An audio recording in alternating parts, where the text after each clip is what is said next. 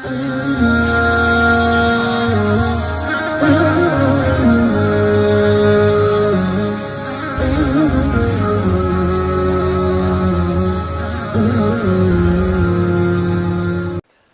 serta salam tak lupa kita haturkan kepada junjungan kita Nabi Allah Mustafa Habibina Syafi'ina Muhammad sallallahu alaihi wasallam.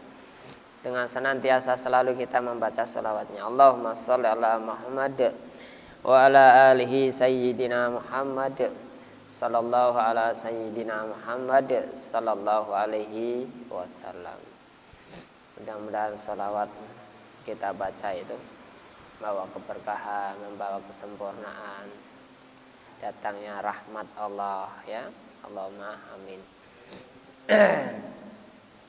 Jadi kita masih masa li'annal insan yaqdiru 'alal amali fi hali syababihi ma la yaqdiru fi hali haramihi. Ya. Karena sesungguhnya manusia itu bisa mampu kuasa untuk melaksanakan segala aktivitas amal perbuatan itu di waktumu muda. Ya. Muda itu kita bisa ke sana ke sini paling gampang tuh. Ya. Cekatan, masih tenaga masih kuat, kondisi masih oke. Ya, amal itu jangan ditinggalkan, jangan dibuang kesempatan itu, ya. Kalau sudah datang waktu muda, waktu tua, itu susah uyuh kita beramal. Jangan menunggu tua. Kalau waktu mudanya itu malas, ya, apalagi waktu tuanya. Yang mana waktu tua tersebut sudah kondisinya itu sudah lumpuh, rapuh, tidak berdaya, tulang sudah kulit sudah mulai keriput, ya enggak? Daging sudah mulai kendor, ya enggak? Tulang sudah mulai rapuh, kondisi makin uyuh. Udah mau apa lagi? Udah susah, udah males dah, ya. Maka dari itu waktu muda, waktu dikasih kesempatan hidup, masih muda, ya enggak? Waktu kesempatan untuk kita beramal, berbuat baik, beramal soleh, apa saja, ya. Jangan disia-siakan waktu-waktu kita yang diberi kesempatan oleh Allah Subhanahu wa Ta'ala, ya. Di situ malayuqadiru fi hali haramika. Orang berbuat itu tidak mampu untuk menjalankan sesuatu hal seperti halnya masih kuat, masih muda, masih beri kesempatan. Ya, kalau sudah tidak ada kesempatan itu hilang, susah kita beramal. Ya, kesempatan itu datang sekali, mah. Di situ. Ini ada cerita ini, ya. Warwiya anna bani Umar radhiyallahu anhu jaa minal kitabi wa huwa yabki. Faqala Umar radhiyallahu anhu, ha ma yubakika ya waladi, ya waladi. Faqala inna sibyana fil maktubi adwan raqa'an komisi, ya abi maksudnya. Wa qalu unduru ila bani amiril mukminin kam raqa'atan fi komisihi wa qad kana saba Umar raki'an fi arba'ati asyara maudian wa ba'du raqa'i kana min adayama fa ba'asa Umar ilal khasini wa qala aqridi min baitil mal arba'ata dirham ila ra'si syahri fa idza kana ra'su syahri ijaluhu minal masyahirani mimma akhadu min wadi fati syahran fa syahran min baitil mal fakata ilaihi khazinu ya Umar ata'manu ala hayatika syahran hatta angqada lika fama taf'al bidirham bidarahimin baitil mal la muta wa bagiyatun alaika falamma sami'a Umar kalama qasinu baka wa qala ya bani raja'i ilal kitabi fa inilah amana ala ruhi sa'atan, kata Umar. Masya Allah. Ini cerita Umar. Pada diriwayatkan dari Ibnu Umar, anaknya Umar ini. Umar itu khalifah yang keberapa? Khalifah yang kedua, ya. Abu Bakar, Umar, Utsman, Ali. Ya, khalifah yang kedua. Itu Umar itu dulu orang kafir. Tapi begitu masuk Islam berkat doanya Rasulullah sallallahu alaihi wasallam, itu Rasulullah sallallahu alaihi wasallam itu berdoa dua antara Abu Lahab dengan Umar. Ya. Berdoa dua-duanya itu. Ya.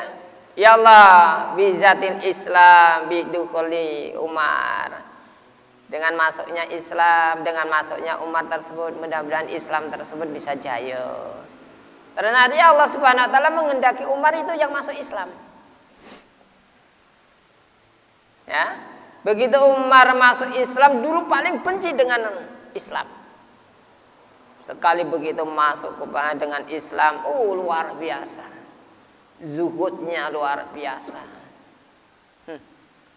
Sampai setan itu kalau Umarnya itu berangkat masuk menuju ke kanan, setan itu tidak mau dia itu membuntuti melangkah belakang si Umar, itu tidak mau dia. Takutnya lewat yang dilewati oleh Umar radhiyallahu anhu itu, takut setan itu melewati di situ, bayangkan. Saking luar biasanya Umar tersebut menjadi Amirul Mukminin, ya, jadi presiden. Kalau sekarang itu kan presiden, ya, kepala daerah kan misalnya kan bupati, wali kota, ya, di situ. Itu. Ya, Umar itu presiden tersebut, ya, presiden. Diriwayatkan tersebut setelah Umar terus dari tempat belajarnya. Diriwayatkan dari Ibnu Umar, putranya tersebut datang dari tempat belajarnya. Ja'a minal kitabi wa waya bagi. Dari belajar itu dia menangis. Balik sekolah istilahnya. Di madrasah, balik dari madrasah itu menangis. Ya. Begitu menangis, tumbennya anakku ini balik sekolah kok menangis, ada apa ini? Nyadulah Umar anaknya tersebut. Abi, kata Umar. Faqala Umar radhiyallahu anhum, ma yubkika ya waladi. Apa yang bisa menyebabkan kamu menangis itu apa? Anakku, apa yang sebab kau menangis itu, Pak? Apa yang kau jadikan menangis itu? Datang dari sekolah kok menangis. Ya, dari halnya apa menangis, itu istilah bahasa kita itu, Pak. Ya. Anaknya itu menjawab.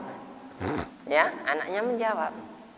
Begitu menjawab, anakku, ya anak Umar itu menjawab, begitu menjawab, Ya Abi, kawanku itu di sekolahanku, ya, selalu menghitung-hitung tambalan baju kamisku.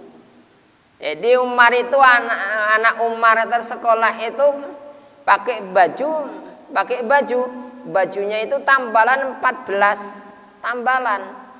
Ada yang ditambal, ya enggak, pakai kulit binatang, pakai kulit onta tersebut, pakai kulit, ada yang ditampal pakai kulit. Jadi anak-anak orang-orang kawan-kawannya yang di perpustakaan atau yang di sekolahan itu selalu menghitung tampalannya anaknya si Umar tersebut, dihitung sampai 14. Coba bayangkan, anak presiden sekolah pakai baju tampalan. Kalau sekarang anak bupati saja pakai baju tampalan, ini orang miskin. Ya, anak presiden pakai baju tampalan. Kalau kita bayangkan zaman sekarang, betapa marunya, tercorengnya, gengsinya. Amirul Mukminin. Kata kawan-kawannya tersebut, kata kawan-kawannya itu, ya, dihitung, begitu dihitung, ini anak Amirul Mukminin sekolah pakai baju tampalan 14 kali lagi. Ada yang ditampal pakai kulit binatang lagi. Ya malu, selalu diolok oleh kawannya. Anak Umar sekolah pakai baju tampalan, seorang anak presiden pakai baju tampalan. Masya Allah. Begitu dikabari, faqalu ungduri ibnil Amiril Mukminin. Kulak semuanya kawan-kawanku. Ini anak-anak presiden nih pakai baju tampalan, punya Amiril Mukminin ini anak Amiril Mukminin pakai baju tampalan. Begitu dah. Akhirnya Umar tersebut bangun. Ya. Begitu bangun, terasa sedih mendengar anaknya tersebut. Mendengar keluh kesahnya anaknya itu tersedih. Saking juhudnya si Umar tersebut. Kalau kita kepala bagian, aduh udah bajunya. Kalau sekarang pakai, jangan kalau kepala bagian pakai mobil sekolahnya. Jangankan pakai mobil, anak presiden Umar tersebut, Amirul Mukminin tersebut itu pakai baju 14 kali tambalannya, Masya Allah. Ya, begitu bangun sedih Umar tersebut. Begitu sedih, akhirnya Umar tersebut mengutus seorang utusan. Tulis. Yang utusannya itu yang tulisannya di dalam suratnya terus sana berikan sama bendahara negara. Sama bendahara negara. Istilah sama menteri lah, bendahara negara lah itu. Berikan usulannya. Yang isinya apa Umar tersebut meminta itu? Wa qala afrodi min baitil mal arba'ata dirham. Tulisannya, bendahara negaraku, aku minta tolong enggak? Minta dihutangi 4 dirham untuk membelikan baju anakku yang baru. Bayangkan, seorang presiden mau mengambil duit 4 dirham. Sekarang itu di istilah paling tidak kan 400.000. Bilang sama bendaharawan negara. Bilang sama bendaharawan negara. Dulu bendaharawan negaranya itu namanya Umar bin Abdul Aziz. Presidennya Umar bin Khattab. Anak ke Mesir sana. Bilang sama bendaharawan ya minta diutangi 4 dirham. Ila syahri. Kata Umar tersebut bulan depan aku bayar. Potong enggak gajiku bulan depan ya. Bayangkan. Potong gajiku bulan depan ya. Begitu bendaharawan tersebut melihat suratnya, Amirul Mukminin titip salam yaitu berupa surat tersebut minta dihutangi 4 dirham sama bendaharawan negara. Namanya Umar bin Abdul Aziz. Bilang kan tuh. Lalu Umar bin Abdul Aziz tersebut kirim salam lagi, nulis surat. Ya. Minta diutang ke Baitul Mal, suruh mengambilkan di Baitul Mal tersebut. Kalau dulu itu kan Baitul Mal. Makanya dulu itu zaman Rasulullah SAW, Islam itu tidak mengizinkan masalah pajak. Tidak ada pajak. Tidak ada namanya pajak gitu. Ya. Rasulullah SAW bukan pajak, tapi apa? Baitul Mal. Semuanya apa pemerintahan tersebut diongkosi di Baitul Mal. Baitul Mal itu diambil dari zakat tuh. Ya, dari zakat itu, zakat tijarah, zakat harta benda, zakat kekayaan, itu semuanya dari orang-orang kaya itu diambil. Dipunguti setiap tahun itu dipunguti. Pemerintah itu langsung yang mengutusnya. Makanya zaman tersebut, pada zaman para umara tersebut, para khalifah tersebut tidak ada namanya pajak-pajakan, itu tidak ada. Ya, adanya baitul mal. Yang baitul mal tersebut diambil dari orang-orang kaya tersebut setiap tahunnya. Diambil itu, tak pandi-pandi semuanya. Orang-orang yang kaya, yang mampu, orang yang berdagang-dagang, orang yang ada kekuatan, apa istilah, ada usaha-usaha, itu diambil semuanya itu. 2,5%, 2,5% diambil semuanya. Nah, la baitul mal tersebut mengumpulkan apa, zakat fitrah, sedekah dan lain sebagainya, itu dikumpulkan untuk membiayai pemerintahan. Makanya dulu tidak ada pajak. Ya, zaman dulu hidupnya berkah. Gitu. Nah, sekarang pajak makin gila. Makanya hidup tidak ada berkahnya sama sekali. Ya, sikit-sikit pajak, jangan berak saja dipajak, ya. Kencing saja pajak zaman sekarang tuh, benar enggak? Kencing baca mau berak di WC umum membayar kok 2.000, ada yang 5.000. Pajak enggak ini? Hah? Kencing berak pajak, buang kotoran pajak, bayangkan. Sekarang pajak. Ya, mudah dipaksanya ini. Mafia ini. Apa bedanya dengan mafia? Pajak itu kan tuh. Apa bedanya? Cuma kan ada resmi persetujuan deh. Mafia kan ilegal, makanya dinamakan disebut mafia, pemaksaan. Tuh. Tapi itu caranya kan beda-beda gitu. Istilahnya cara halus ya gitu. Makanya zaman dulu tidak ada namanya pajak perpajakan tersebut ya. Jadi begitu sakit, begitu tanyakan, minta dihutangin tersebut, Umar bin Abdul Aziz tersebut kirim balas. Umar ya, ketika mendengar perkataan Yasin bendahara itu berikutnya itu buat surat kepada Umar. Wahai Umar, katanya gini, apakah Anda merasa aman, Umar? Amirul Mukminin, apakah Anda itu merasa aman, bisa menjamin hidupmu sampai bulan depan? Suratnya isinya gitu. Amirul Mukminin, apakah kamu merasa aman kalau bahwa bulan depan itu kamu akan hidup, akan bisa menjamin kehidupanmu bulan depan, ya? Akan bisa mendatang itu, sehingga aku dapat meluluskan permintaan Anda. Aku bisa mengizinnya, aku bisa istilah memberikan permintaan Anda. Apa? Permintaan Anda. Apa yang Anda perbuat dengan dirham Baitul Mal tersebut? Maksudnya gini, apa yang akan perbuat kalau bulan depan tersebut Anda itu meninggal dunia? Terus duit itu sudah diambil. Apa yang Anda perbuatan? Apa yang Anda pertanggungjawaban atas duit-duit yang Anda ambil tersebut sebelum Anda bayar hutangnya tersebut? Nanti di hadapan Allah Subhanahu wa taala. 4 dirham mah 400.000 istilahnya, Pak. Di zaman sekarang. Kalau dulu 4 dirham. Lah sekarang jangankan 4 dirham. Ini ada 400.000 untuk apa? Tidak apa-apa itu, 400.000 tidak apa, 1 juta kasih. Beda lah.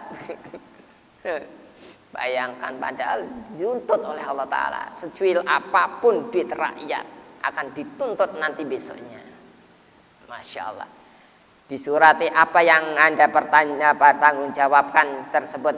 Seandainya Anda tersebut tidak bisa membayar bulan depan, Anda bulan depan tersebut meninggal dunia, belum sempat membayar 4 dirham tersebut, duit Baitul Mal tersebut, apa yang Anda pertanggungjawabkan di hadapan Allah Subhanahu wa taala. Lah sampai apalagi sampai ratusan juta, miliaran duit rakyat diembat. Masya Allah. Ya. Begitu mendengar ceritanya, begitu membaca tulisan tersebut, Umar langsung shock. Ya, termenung. Ya. Termenung dia. Begitu termenung tersebut, bilangkan, "Nak, sini, Nak. Sini." Tuh, dengan sedih. "Udahlah, biarinlah. Kamu berangkat jam besok ya. Nah, bapakmu tidak bisa mampu. Bapakmu abimu itu tidak merasa aman. Tidak bisa menjamin kehidupan yang akan datang. Besok lusa belum tentu bapakmu hidup, Nak. Ya. Kalau besok itu diberi kehidupan, kamu sekolah aja seperti biasanya, ya. Biarin dia. Sekolah biar dia olok-olok pun keati. Menangis sambil menangis. Seorang anak presiden sekolah pakai baju 14 tampalan. Ada yeti tambal pakai kulit. Bayangkan. Mau berhutang dengan bendaharawan negara 4 dirham malah disurati lagi. Amirul Mukminin, apakah kamu merasa aman atas duit-duit yang kau pinjami tersebut? Atau seandainya bulan depan Anda tersebut itu belum sempat membayar hutangnya tersebut di Baitul Mal, apa yang Anda pertanggungjawabkan atas hutang-hutang, atas duit yang Anda sudah ambil tersebut? Apa yang Anda pertanggungjawabkan dengan hutang-hutang tersebut? Duit rakyat tuh. Ya, duit rakyat. Nangis. Sekolah aja, Nak, sekolah aja. Mendengar kayak gitu langsung shock Umar bin Khattab. Saking juhudnya Umar tersebut. Masya Allah, subhanallah. Ya. Fa inilah amana ala ruhi sa'atan. Anakku, aku tidak akan merasa aman, tidak merasa aman rohku barang sesaat pun. Karena Umar apa? Mendengar idza jaa ajalum la yastakhiruna sa'ata wa la yastaqdimun. Begitu ajal datang, tidak bisa mengundurkan waktu, memajukan waktu. Di mana kita diberi kesempatan hidup, di mana diberi kesempatan waktu, disinilah kita itu berbuat baik di sini. Besok kita tidak bisa menjamin kehidupan kita, tidak bisa menjamin keselamatan kita, ya. Tidak bisa menjamin umur kita akan sampai ke besok tersebut, bulan Ramadan. Makanya kadang-kadang bulan Sa'ban ini kan, nah, bulan Sa'ban dan bulan Ramadan, maka kita selalu dianjurkan kalau kita itu tidak berjamaah, kita dianjurkan berdoa, Allahumma barik fi Rajab wa Sa'ban wa balighna fi Ramadan. Itu bisa. Itu doa Rasulullah sallallahu alaihi wasallam. Suruh minta keberkahan dalam bulan Rajab, bulan Sa'ban. Sampaikan umurku ya Allah pada bulan Ramadan. Bulan Ramadan depan pun sampaikan ya Allah. Sampaikan ya Allah. Berkahilah ya Allah. Ya minta. Minta. Masya Allah ya. Itu saking juhudnya si Umar tersebut. Seorang presiden rumahnya reot. Ya. Anaknya sekolah pakai baju tampalan. Begitu. Aduh. Mudah-mudahan cerita ini itu bisa diambil inspirasi supaya apa? Pemimpin-pemimpin kita itu bisa menjadi orang jujur.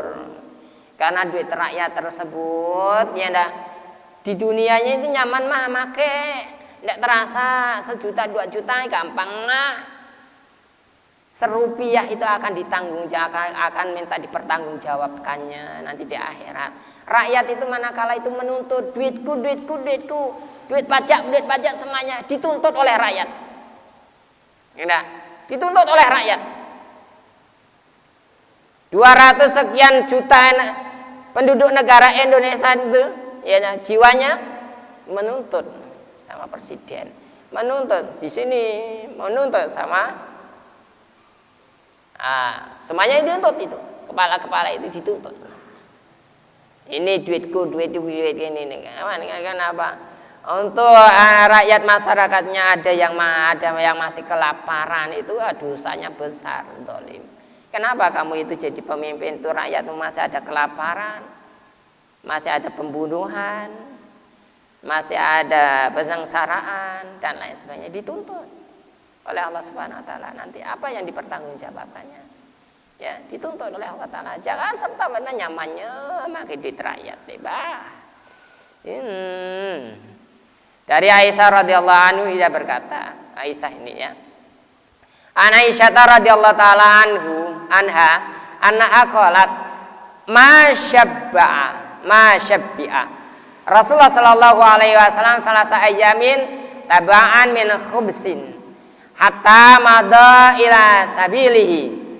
Kata Aisyah radhiyallahu anha, ini kan kata Aisyah ya, Rasulullah sallallahu alaihi wasallam itu tidak pernah kenyang dari roti atau dari makanan. 3 hari berturut-turut Rasulullah itu tidak pernah kenyang dari roti itu, tidak pernah kenyang 3 hari berturut-turut. Nah, kita makan setiap harinya, Masya Allah, bisa 5-6 kali, berkali-kali kita itu makan tuh. Untuk kata Rasulullah Sallallahu Alaihi Wasallam, ya dah, hari ini kita bisa makan, hari besok kita itu bisa makan sekali aja, itu sudah termasuk kaya. Apalagi sampai 3 kali sehari makan, 2 kali sehari makan, dah kaya udah. Ya. Makan sorba miyah. Itu tuntutan nanti di akhirat luar biasa itu. Ya, luar biasa. Rasulullah Shallallahu Alaihi Wasallam kata Aisyah itu tidak pernah 3 hari berturut-turut makan sampai kenyang itu dengan rotinya tersebut. Sehingga beliau tersebut selalu melalui jalan, selalu keluar jalan. Batangnya itu perutnya itu lapar. Tapi tahan dengan pakai batu. Kalau beliau itu lapar, ada batu diganjelkan. Sampai berapa kali itu biasa ada 7 batu itu di sini diganjalkan Rasulullah Sallallahu Alaihi Wasallam. Seorang presiden Amiril Mukminin Rasulullah Sallallahu ya, sampai malaikat, sampai para sahabat itu merasa pilu, ya, merasa pilu. Masya Allah, ya, jalannya. Dalam riwayat lain lagi beliau tersebut tidak pernah kenyang dari roti gandum 2 hari berturut-turut. Ada riwayat, berarti dari hadis yang diriwayatkan oleh Aisyah tersebut 3 hari berturut-turut Rasulullah Sallallahu Alaihi Wasallam tidak pernah kenyang, sehingga beliau tersebut bersifsabilillah. Terus riwayat lagi terus yauma ini mutawalian 2 hari berturut-turut. Ya, wala syaa li a'tallah la atahu wa ta'ala ma la yakhaturu bibalihi. Seandainya Rasulullah Sallallahu Alaihi Wasallam mau, ya, Allah Taala itu memberikan apa yang dikerentekan oleh hati Rasulullah Sallallahu Alaihi Wasallam. Gunung Uhud saja akan dijadikan emas untuk mengiringi Rasulullah Sallallahu Alaihi Wasallam. Di mana Rasulullah Sallallahu Alaihi Wasallam kalau kelaparan, kalau apa tinggal metik emas jual. Tapi Rasulullah Sallallahu Alaihi Wasallam tidak.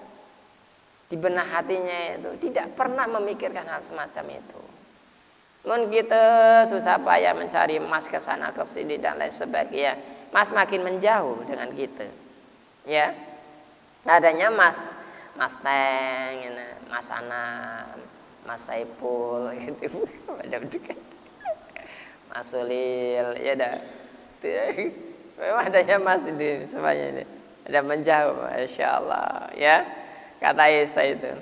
Wa qala Aisyah radhiyallahu anha, ma taraka salatu alaihi wasallam dinaran wala dirhaman wala sya'an wala ba'iran.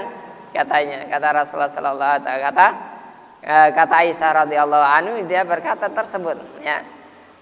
Katanya, dalam riwayat lain keluarga Rasulullah sallallahu alaihi wasallam tidak pernah kenyang dari roti gandum sampai beliau tersebut menemui Allah Subhanahu wa taala. Ada riwayat lain juga bahwa Rasulullah sallallahu alaihi wasallam ya masyaba'a ala Rasulullah sallallahu alaihi wasallam min khubsin turihi hatta lakil taala.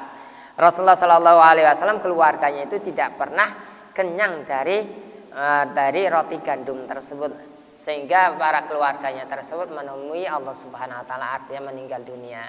Tidak pernah kenyang keluarga Rasulullah Sallallahu Alaihi Wasallam, ya, tidak pernah kenyang.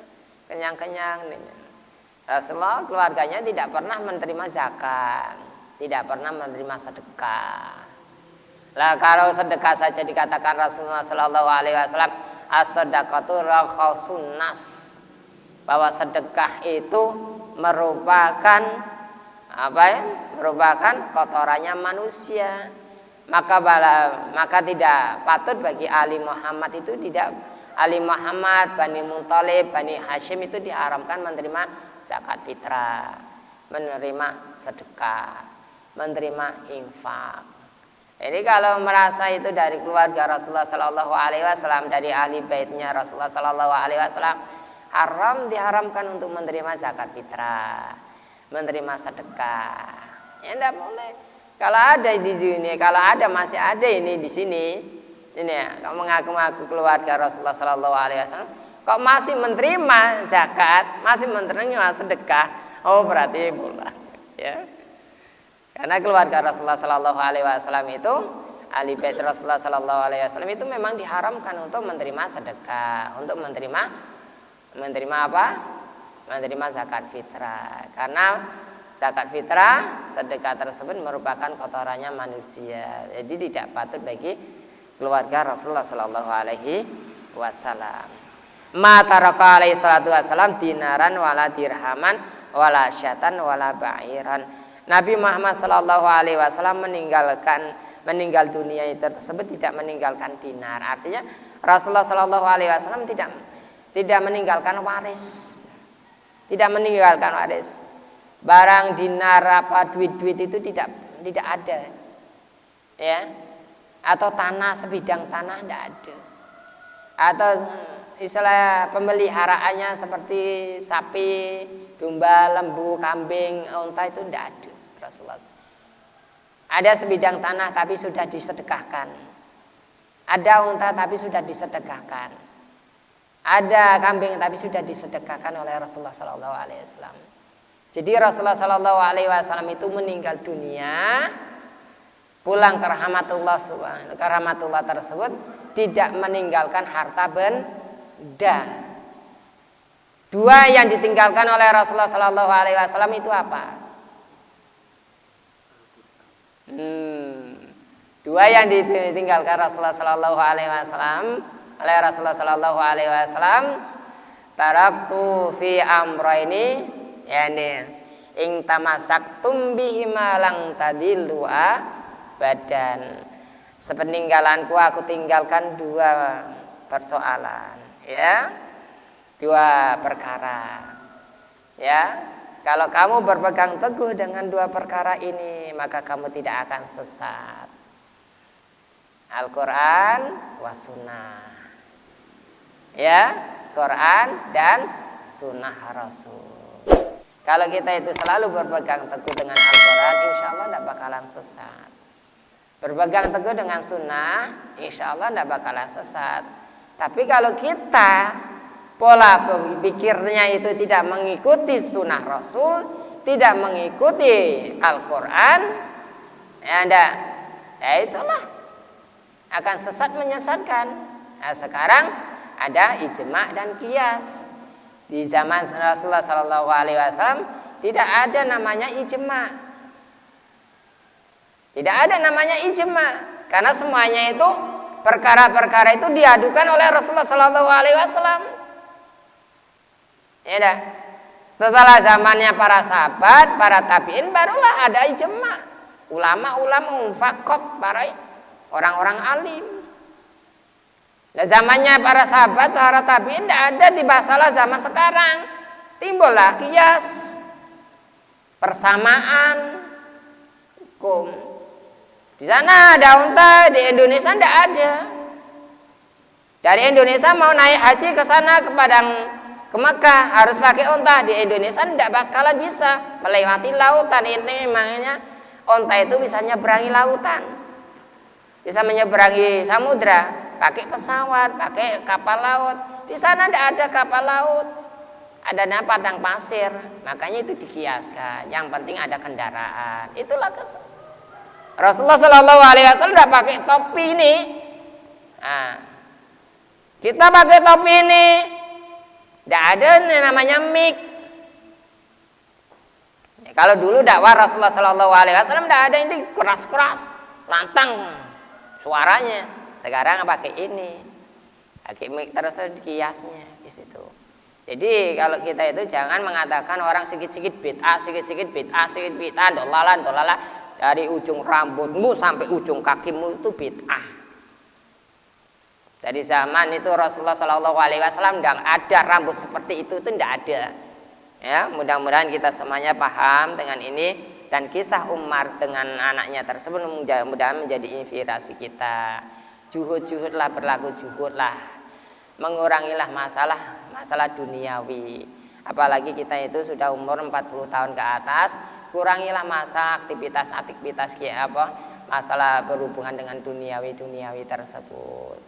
Masih kita memalukan masalah harta benda, tapi kurangilah untuk mendekatkan diri kepada Allah Ta'ala, takliman ke masjid, beribadahlah, beramal, begitu. Mudah-mudahan kita senantiasa selalu berbuat baik, mudah-mudahan Allah Subhanahu Wa Ta'ala selalu mengiringi, menunjukkan kita kepada jalan yang benar, ya, memberi kepahaman kita, memberi hidayah, memberi rahmat, memberi ma'unah, pertolongan kita, dihindarkan dari berbagai macam bencana, musibah, ya, dilindungi kita, anak cucu kita, mudah-mudahan jadikan anak yang soleh, jadikan anak yang paham tentang ilmu agama. Allahumma amin. Alhamdulillahirabbil alamin.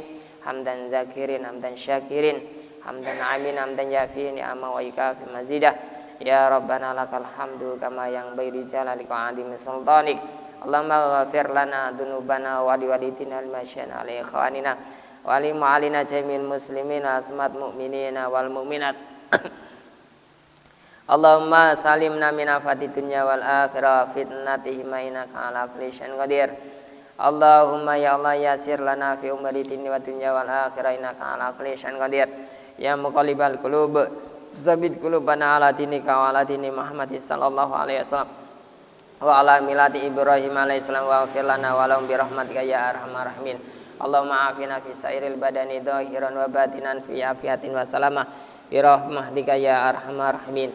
Allahumma inna nas'aluka al-afwa wal afiyata mamal afiyah wa qina aninnas ya Allah. Allahumma adfa'na minal bala wal waba wal qala wal fasya wal munkar wasyadidal mihanal fitana wal amrata siman la yada fawqa ghairuk. Allahumma kshifna minal bala wal waba wal qala wal fasya wal munkar wasyadidal mihanal fitana wal amrata siman la yakshifuka ghairuk. Allahumma la tahrimna ajrahu wa la taftinna ba'dahu wa ghafir lana wa lahu wa li ikhwanina alladhina sabaquna bil iman wa la taj'al fi qulubi jama'ah ya Allah wa la taj'al fi qulubi jama'ah ya Allah wa la taj'al fi qulubi jama'ah ya Allah hilal lil ladina amanu innaka raufur rahim hilal lil ladina amanu innaka raufur rahim hilal lil ladina amanu innaka raufur rahim. Allahumma inna nas'aluka salamatan fid din wa dunya wal akhirah wa afiatan fil jasadina wa ziyadatan fil ilmina wa barakatan fil rizqina wa taubatan qabla al maut wa maghfiratan ba'dal maut wa rahmatan indal maut. Allahumma hawwin alaina fi sakaratil maut ya Allah wa najatan minan nar wal afa indal hisab. Rabbana la tuzigh qulubana ba'da idh hadaitana wa hab lana min ladunka rahmatan innaka antal wahhab. Rabbana zalamna anfusana wa illam taghfir lana wa tarhamna lanakunanna minal khasirin. Rabbana atina fid dunya hasanah wa fil akhirati hasanah wa qina adzabannar. Wa sallallahu ala sayyidina Muhammadin nabiyyi wa ala alihi washabihi wa sallam. Da'wan fi subhanakallahumma tahiyatu fi salam. Wa akhiru da'wana alhamdulillahi rabbil alamin. Allahumma shalli ala sayyidina Muhammad. Tutup dengan kafaratul majlis. Subhanallah wa bihamdi, subhanallah wa bihamdika, asyhadu alla ilaha illa anta, astaghfiruka wa atubu ilaik. Assalamualaikum warahmatullahi wabarakatuh.